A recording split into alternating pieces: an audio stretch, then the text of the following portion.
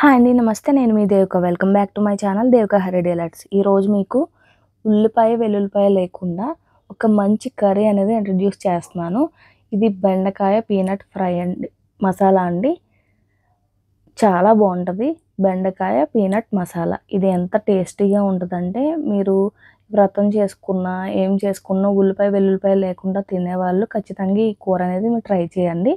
నేను ఒక ½ కిలో బెండకాయలు అనేది కట్ చేసేసుకుని పక్కన పెట్టేసుకున్నాను.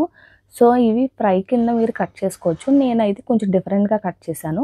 ఒక 2 బెండకాయలు మీకోసం అనేసి చూపిస్తున్నాను. ఈ వేలో మీరు కట్ చేసుకుంటే కొంచెం కర్రీ అనేది మంచి డెలీషియస్గా కనిపిస్తుంది. బాగా బాగుంటుందండి టేస్ట్ అనేది.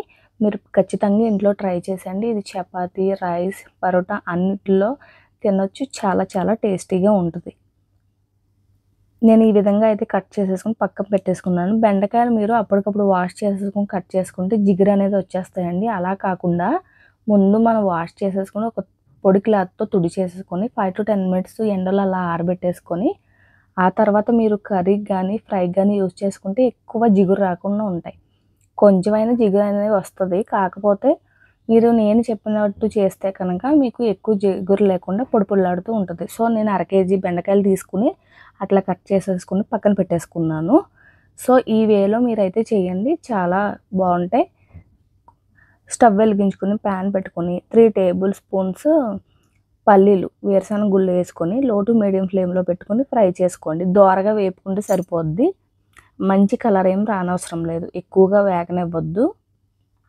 జస్ట్ దోరగా వేపుకొని అందులోనే 3 టేబుల్ స్పూన్ల నువ్వులు వేసుకోండి. నువ్వులు చిటపటమనే వరకు వేపితే సరిపోద్ది. ఒకవేళ మీరు నువ్వులు సోమవారం కానీ శనివారం కానీ అప్పుడు చేసుకోవాలి అనుకుంటే నువ్వులే అవాయిడ్ చేసేసి ఎండు కొబ్బరి పొడి యాడ్ చేసుకుంటే టేస్ట్ వస్తుంది. మిగతా రోజుల్లో అయితే మాత్రం ఖచ్చితంగా నువ్వులు వేసుకుని చేసుకుంటే ఈ కూరకి మంచి టేస్ట్ అనేది వస్తుందండి. ఇది మసాలా కాబట్టి చాలా బాగుంటుంది. సో అట్లా ఫ్రై చేసేసుకొని అవి చిటపటలాడిన తర్వాత స్టవ్ ఆఫ్ చేసేసి ఒక ప్లేట్లోకి పక్కకి తీసేసుకోండి. పక్కకి తీసేసుకొని చల్లారిన తర్వాత ఒక మిక్సీ జార్ తీసేసుకొని అందులోకి ఇవి ట్రాన్స్ఫర్ చేసేసుకొని, ఇందులో నేను మొత్తం ఈ వేరుశనగ గుళ్ళు, నువ్వుపప్పు ట్రాన్స్ఫర్ చేసేస్తున్నాను మిక్సీ జార్లోకి. అందులో 1.5 టేబుల్ స్పూన్ కారం అనేది వేసుకోండి. మీరు కూర కారం యూస్ చేస్తే అందులో వెల్లుల్లిపాయలు ఉంటాయండి. గమ్మున ఎవరైనా మర్చిపోతే చెప్తున్నాను, నేను ఒక్కొక్కసారి మర్చిపోయేదాన్ని. సో అట్లా కాకుండా మీరు పచ్చికారం యూస్ చేసుకోండి, లేదంటే బయట దొరుకుతుంది కారం, అలా అయినా తీసుకోవచ్చు.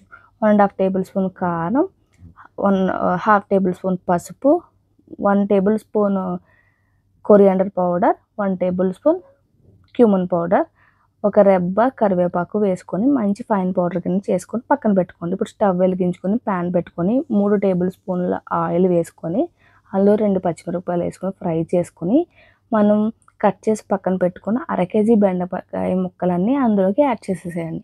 యాడ్ చేసి మంచిగా ఫ్రై చేసుకోండి. ఇది లో టు మీడియం ఫ్లేమ్లో పెట్టి మంచిగా మగ్గిన తర్వాత అప్పుడు మనం ఈ పౌడర్స్ యాడ్ చేయాలి. మీరు ముందే కనుక సాల్ట్ వేసేస్తే జిగురు అనేది వచ్చేస్తుందండి. సో ఏమి వేయొద్దు. ఒక 10 మినిట్స్ పాటు లో టు మీడియం ఫ్లేమ్లో పెట్టి మగ్గనివ్వండి. అలాగా వీడియోలో చూపినట్టుగా మంచిగా మగ్గిన తర్వాత అప్పుడు మనం ఫైన్ పౌడర్ చేసుకున్నవి ఏ పౌడర్ అయితే ఏది ఉందో ఆ పౌడర్ అనేది యాడ్ చేసేయండి అందులోకి.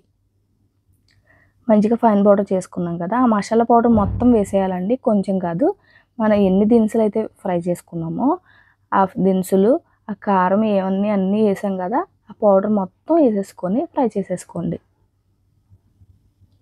లో టు మీడియం ఫ్లేమ్లో పెట్టుకొని ఫ్రై చేసుకోండి. ఆ బెండకాయలు మొత్తం ఆ పొడిని అంతా అబ్జర్వ్ చేసేయాలి. సో అట్లా అబ్జర్వ్ చేసే వరకు మీరు ఆ పొడి వేసి మంచిగా కలుపుకోవాలి. జిగురు అనేది ఉంటుంది. మనం ఫ్రై అయ్యే కొద్దీ ఆ జిగురు అనేది వదిలేస్తుందండి. నార్మల్గా పొడి పొడిగా అవుతుంది, పర్లేదు, చాలా బాగుంటుంది కూర. నేను మొత్తం పౌడర్ అంతా యాడ్ చేసేసాను. కొంచెం కొంచెంగా వేసుకొని మీరు కలుపుకుంటూ ఉండండి. ఒకసారి వేసేస్తే ఉండ కింద కట్టేస్తుంది. అలా కాకుండా కొంచెం కొంచెం పౌడర్ వేసుకొని కలుపుకోవాలి.